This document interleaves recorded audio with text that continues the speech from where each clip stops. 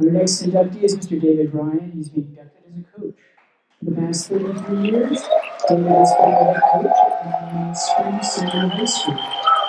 During his career, his teams have won 10 FHSAA district championships and finished second 7 times.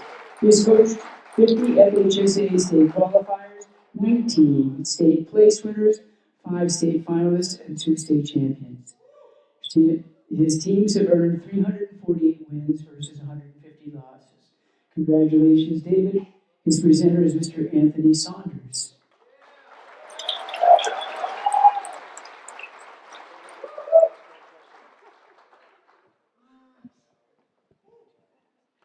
First of all, I want to thank the National Wrestling Hall of Fame for the great honor of being recognized for serving the sport of wrestling, and the Florida chapter of the Hall of Fame for nominating me to receive the Lifetime Service to Wrestling Award. I'm proud to be joining the Florida chapter of the Wrestling Hall of Fame, along with the 2016 inductees. I'm honored to have so many Miami Springs wrestlers and fans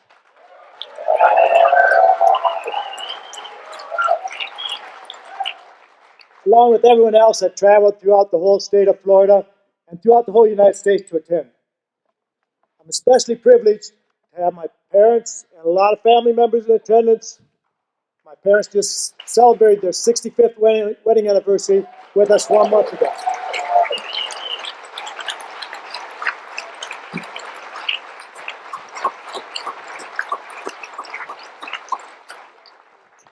Back in 1983, year Dan Marino started with the Miami Dolphins. Mr. Bales, the principal at Miami Springs Senior High School, called me up in Minnesota and asked if I could come to Miami for a job interview. Well, my sister Lori was getting married that weekend to Gary, so the next day I jumped in my 1969 Chevy van and I started my journey to Miami. When I arrived, Mr. Bales told me I need a metal shop teacher and a wrestling coach. Well, I was a wood shop teacher. And the only thing I had ever coached was my younger brother Scott's flag football team. However, Minnesota is a pretty big sport in wrestling. They elected Jesse Ventura their governor. And I did have 7 brothers that wrestled.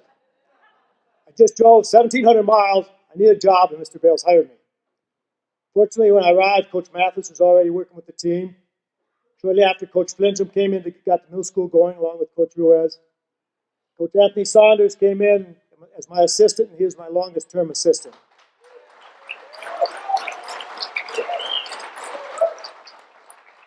Most of my other assistants are former Springs wrestlers, like my current assistant, Richard Garcia, and a couple of standouts, Edwin Tinoco and Joel Duran. I was also privileged to have Mr. Dan Muller as a school trainer for 32 years. Just as I started the journey from Minnesota, each of these wrestlers also started a journey. Some of you heard Demetrius Burke's compelling story this morning, how when he was in 9th grade, his mother passed away. The church across from his house had just burned down. He lived in a pretty bad neighborhood and a really run-down house. But despite the challenges, he worked hard, he was dedicated, and today he owns his own construction company building brand new houses up in Tallahassee. Or Raymond's own, who spoke this morning.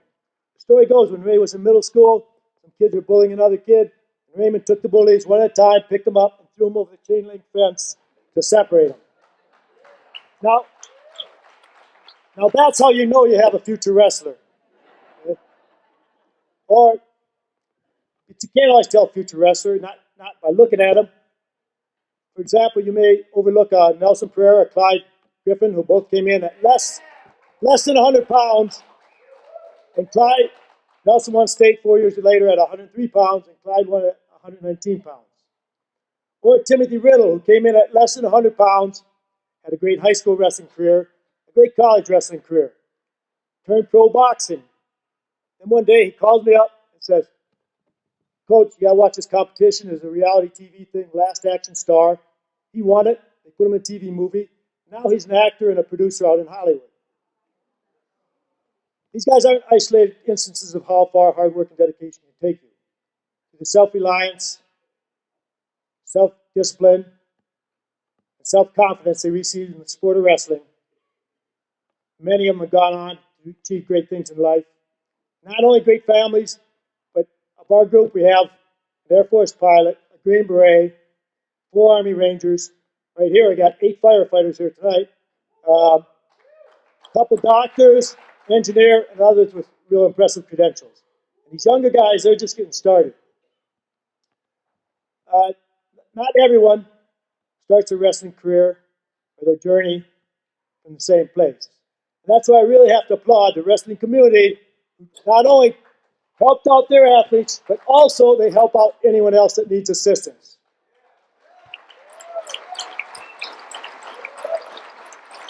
Coaches like Coach Burns that helped me see what the sport's all about. Officials like Will Johnson that helped get some of these guys into college. But those special families for me have been Mathis Sabreras, Geraldo's, Aguilar's, Juilliard's, just to name a few. And now I see Nestor Nunez that wrestled for me out there guiding his son after Nestor had a great career, and now his son is out there wrestling. Over the years, I've been proud to be a member of the Lions Club and Optimus Club, and they've helped us tremendously. Lions Fred and Linda Juilliard started the Lions Wrestling Barbecue 18 years ago, and it's become a huge community event. We sell Christmas trees with the Optimus Club every year. And we used to work the Miami Dolphins games, selling popcorn, peanuts, and soda, doing a lot of stadium steps, while Dan Marino was out there throwing a lot of touchdown passes. However, Dan Marino retired back in 2000. But Mr. Bales and I were still out there trying to achieve a few goals. It's been a great journey from Minnesota in 1983 to Miami Springs to the National Hall of Fame in 2016. But the great truth is, about any achievements any of us make, we could never reach those destinations without the support, the assistance, and the inspiration of others. And I want to thank the people in this room that accompanied me on that journey. Over my years of coaching, I've had the privilege of coaching and mentoring over 300 student athletes. Of course, I taught them takedowns, breakdowns, and penetration steps. But I also tried to instill in them the goal being physically, mentally, and academically prepared for whatever challenge they met when they graduated from high school. Many of them went on to college. Many of them are highly successful adults. Some are in this room. And while I can't take credit for their achievements and successes, that came from within.